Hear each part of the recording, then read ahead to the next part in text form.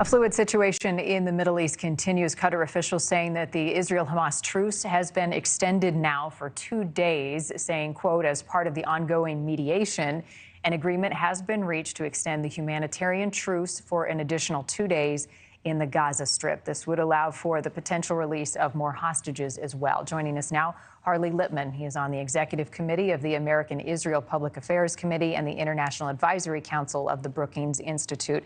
Thank you for your time. You say Israel, damned if they do, damned if they don't. We've got a 2-day extension of the ceasefire now. What are your concerns for Israel? It is damned if they do and damned if they don't, because on the humanitarian level, clearly this is a source of enormous joy and relief for the families of the hostages. And on a human level, you can't but help be happy that they're being reunited.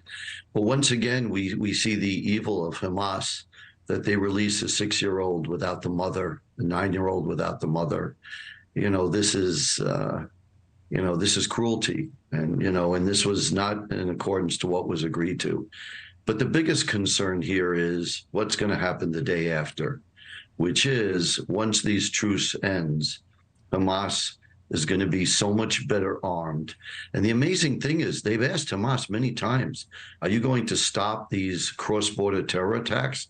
And each time Hamas has said, no, we've done them 7 times. We're going to do it 8, 9, 10, and 11. That's a quote. So they're going to continue to try to kill Israelis, innocent civilians. And what we learned is that there were religious authorities emphasizing the importance of inflicting the most pain possible, that when you kill these Israelis, torture them in the most painful way you could think of. I mean, I just find this so extraordinary that to hear this, I mean, I don't think anybody since the Holocaust ever thought that we would be witnessing and seeing these things as we're experiencing it now. Everybody's still really traumatized and in shock. Right, and will be, some of these people, for the rest of their lives. As you mentioned, Hamas will rearm. It will be ready for once this truce expires. How do you expect the IDF to be preparing for that militarily and strategically speaking?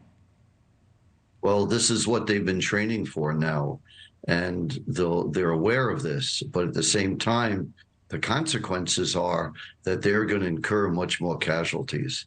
It's extraordinary for an army to agree to something like this, knowing that it's going to leave them reeling when they resume their military activities, because Hamas is going to plan all kinds of booby traps, attacks, surprise attacks on Israel and on the forces in Gaza. And Israel's going to take much higher casualties.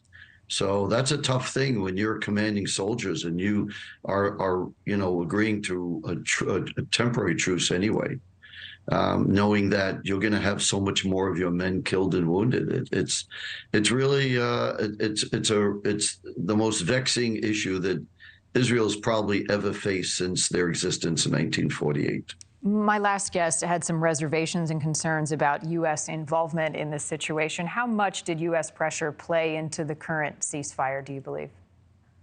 A lot. The Biden administration has put all their weight into trying to get a ceasefire. They were under enormous pressure from people in the United States, from world leaders, especially Arab leaders, to stop this. And again, it is incredibly tragic that innocent Palestinians are dying, but Hamas is making this responsible.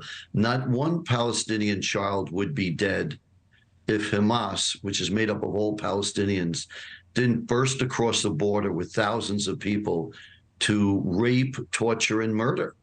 And again, if this was any other nation, just apply these facts and see what that nation would do. And that's where asking for a ceasefire and being so much against Israel is a form of anti-Semitism, because no other nation is held to the same standard. Thank you for watching. Go to newsnationnow.com to find NewsNation on your television provider. And don't forget to click the red subscribe button below to get more of NewsNation's fact-driven, unbiased coverage.